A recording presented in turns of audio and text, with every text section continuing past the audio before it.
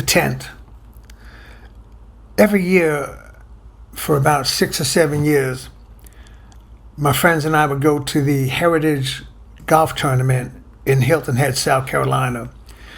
It was always the week after the Masters Tournament, and then the following week would be the Heritage. My friend Mike would always get us tickets to get into this tournament, and then he had a friend who had a condominium in Hilton Head that we would stay at for free, and then he would also have some other perks, being a doctor. So he would take us down. We'd have a lot of fun. There's only one problem. If you know me, you know I'm not a golfer. I have never golfed. I've tried a couple of times. It's not like basketball. The ball is much too small, and I cannot hit it. I've tried a couple of times. Not very good. So then you may say, well, Paul, so if you're not a golfer, what are you doing going to a golf tournament? And the answer is very simple. And I will tell you. Are you ready? I go to the golf tournament to be with my friends who all love golf. And I go with them to be with the guys for a weekend. We walk around. Gorgeous. Hilton Head is gorgeous. The golf tournament's gorgeous. Afterwards, we'd go to the beach at night and stay on the beach. We would eat. We would drink. We would once in a while play miniature golf or something and play cards when we came back. It was just so much fun. So we'd go. So this one weekend we go and we're going to the tournament. And I'm going as usual, which is slow. If I go any slower than slow, it's called stop. So my speeds are stop and slow. All three of my friends, type 1 people, their speeds are fast and very fast. So for me to keep up with them is ridiculous because I cannot do it. So we're walking around. They say, well, let's go to the tent. Everybody says, okay. Except Paul, who's very slow, remember, can't keep up with his friends. So I tell him, I say, because I don't want to hold them back, I say, you guys go ahead and I'll meet you at the tent. You guys go in, I'll see when I get there. Okay. So I'm sure I got there 15 minutes after they got there. I get to the tent. When I get to the tent, about maybe 20 or 25 feet away from the door of the tent, there's a podium.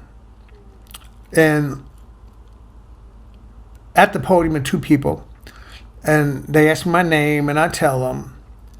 And they're looking through this book they have on the podium.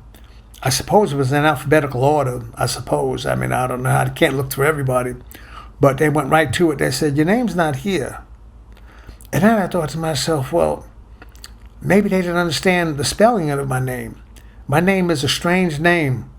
So I tell them again the spelling of my name, and they look again, and this time they still didn't find it. I said, I'm sorry, your name's not here. And then I show them my pass that I had on my shirt. It's, when you ever go skiing, they give you this clip on this little pass that lets you get on the ski lift to go skiing. Well, that's what this was, kind of like something pinned it on my shirt and lets you get into this tent.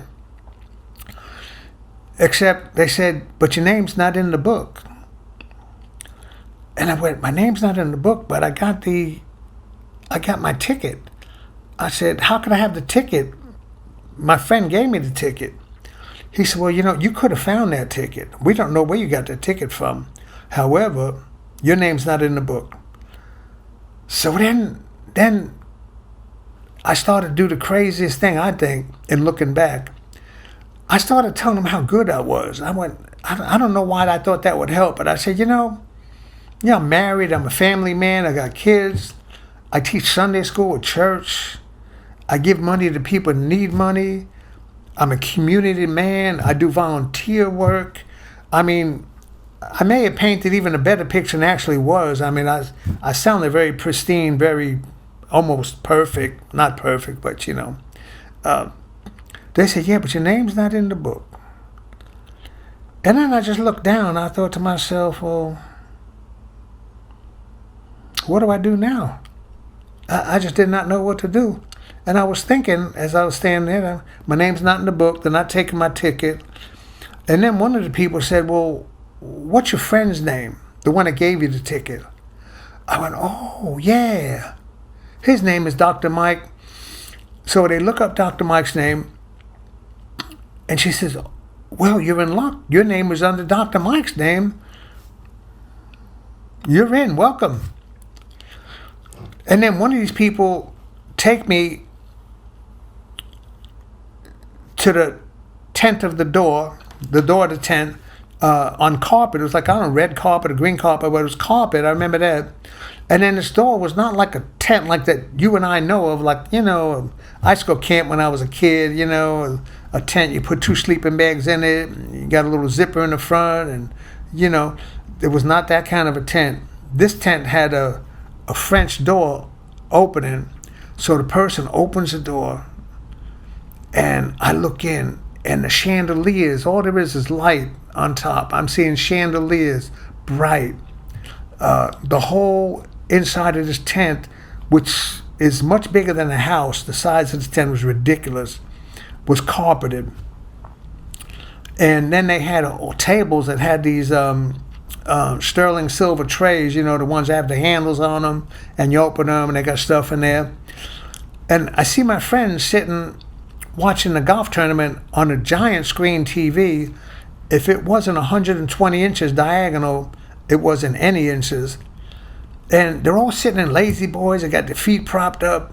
They said, come on, Paul, we got a seat for you. So I went, well, thanks. So I go sit down, my lazy boy, get my feet propped up. And I'm not there a minute or two. And a waiter comes over that was wearing a tuxedo. He said, Mr. Curtis, what can I get you to eat? I went, oh, that's nice. I said, what do you have? He says, we got steak, we got shrimp, we got chicken, we got lobster, we got veal, we got lasagna, I went, well, not wanting to be too presumptuous or overbearing, I said, I'll just take the steak and lobster. He said, be back in a minute, and he goes away. As soon as he left, the lady came, must have been a waitress. She had a long dress on. She said, so what can I get you to drink? I said, drink? You're going to get me something to drink? She said, yeah, what would you like? Anything. I said, anything? She said, yeah. Oh, you got Diet Coke on ice? Oh, yeah, we got that. Oh, that'd be great, thank you. So she goes. When she left and somebody comes, had brought something to me. It's the craziest thing. It was a golf club, was wrapped in cellophane and stuff. And she hands it to me, and I'm thinking to myself, why is she giving me this? She said, sir, this is your gift for coming into the tent. I said, a gift? I thought to myself, the steak and the lobster and the soda was enough. But she said, no, she said, everybody gets one. So I look at it, I told her thank you, she walks away. I look at the bottom of it, said, Ben Hogan. I went, it was kind of etched in there, and Ben Hogan. Name kind of barely sounded familiar. I thought it may be Paul Hogan, the Crocodile Dundee guy. I said, Mike, Ben Hogan, I said, who's that? Paul, you don't know who Ben Hogan is? And I almost wanted to lie. It was like, no, I don't. Am I supposed to? He's a very, very famous golfer. And they're giving you his putter. I went, dang. So I'm looking at this putter, and I think to myself, what? Eating my steak, my lobster, I'm drinking my soda, got my feet up on the lazy boy. Air conditioner was right overhead. It must have been 95 degrees out that day. It was so hot. I'm sitting right under the air conditioner. Got my friends that are laughing and watching TV, watching this giant. And I'm sitting there, and I promise I'm thinking, I went, it's crazy, but 25 minutes ago, they wouldn't let me in this thing. Now all of a sudden, they treat me like a king. They give me everything they got in this place. And I thought to myself, how did that happen? It wasn't because of Paul Tabey. They don't want to know nothing about Paul Tabey. They want to know who I was with. And then I was thinking to myself, I wonder if it's like this when we get to heaven, we stand before God for judgment. And he said, well, why should I let you into heaven, my heavenly tent? And the funny thing, people are going to say, well, I went to church every Sunday. I was a good guy. Obeyed the commandments the best I could. Went to confession. Helped people out that needed help in the neighborhood. Generally a good guy. Yeah, but your name's not written in the book. You're not in the book. Well, who are you with? What do you mean who I'm with? I'm with myself. What do you mean who I'm with? You're not in the book. You're by yourself. I'm sorry, you're not good enough. And I stand before God. They say, well, God say, why, Paul, why should I let you into heaven? I say, God, you know what? Not because of anything I've done. Not because of who I am. It's only because I'm with Jesus and he alone. I'm under his name.